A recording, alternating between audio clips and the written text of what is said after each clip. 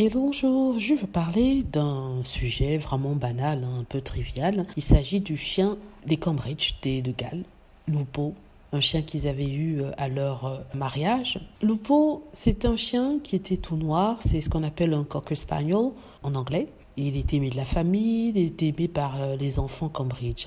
Il se trouve qu'il est mort en 2020, en novembre 2020, et on ne sait pas pourquoi, ça n'a pas été communiqué. On nous a tout juste dit que oui, la famille était très triste. Ça n'avait pas fait de vagues, c'était passé tout à fait normalement. Mais les gens ne se sont pas posé la question de savoir ce qui s'est passé, ils n'ont pas cherché à savoir, ils ne se sont même pas questionnés. Pourtant, quand il avait s'agit de Meghan Markle et de son chien, Bogart, un chien qu'elle avait recueilli chez elle, un chien qui s'appelait Bogart, un labrador, un mélange labrador et chien de berger. Et celui-ci avait dû rester chez les amis parce qu'elle devait voyager en Angleterre pour vivre avec le prince Harry. C'était juste après l'annonce de ses fiançailles.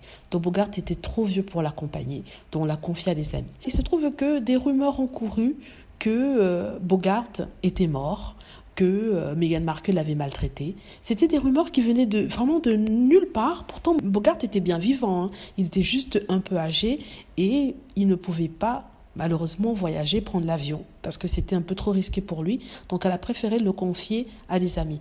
Alors, les trolls et les haters se sont jetés dessus, nous sortir toutes choses possibles et imaginables, n'est-ce pas, que des mensonges pour ternir le nom de Meghan.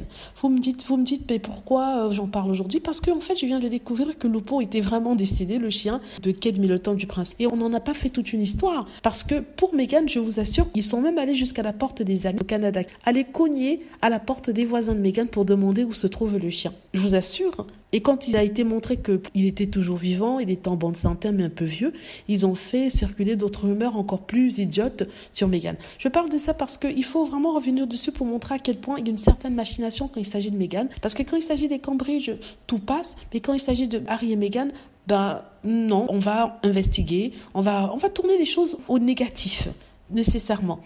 Bon, voilà, c'est ce que je voulais dire. Dites-moi ce que vous en pensez. J'espère que vous aimez la vidéo. N'hésitez pas à cliquer sur like si c'est le cas, à vous abonner pour plus de vidéos et à cliquer sur la petite cloche afin d'être averti lorsque je poste une nouvelle vidéo. Merci.